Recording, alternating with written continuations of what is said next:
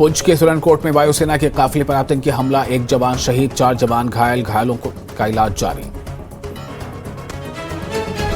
पुंछ आतंकी हमले के बाद सुरक्षा बलों ने चलाया सर्च अभियान। पुंछ और आसपास के इलाकों में सुरक्षा कड़ी, जगह जगह की जा रही है चेकिंग।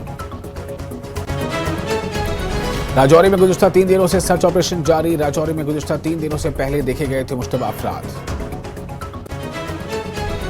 श्रीनगर के डीडी बाग हवल में एनसी उपाध्यक्ष उमर अब्दुल्ला की चुनावी रैली। उम्मीदवार आगा सैयद रोहिला मेहंदी के लिए मांगेंगे vote. BJP leader Ravindra Raina का बयान, कहा जम्मू कश्मीर में बीजेपी की हैसियत किंग मेकर की है, हमारी हिमायत के बगैर नहीं जीत सकता कश्मीर में कोई चुनाव।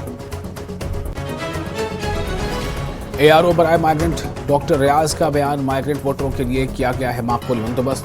जम्मू, उधमपुर और दिल्ली में पोलिंग मराकज किए गए हैं कायम। 1,13,000 माइग्रेंट वोटर्स वोट डालने के अहल।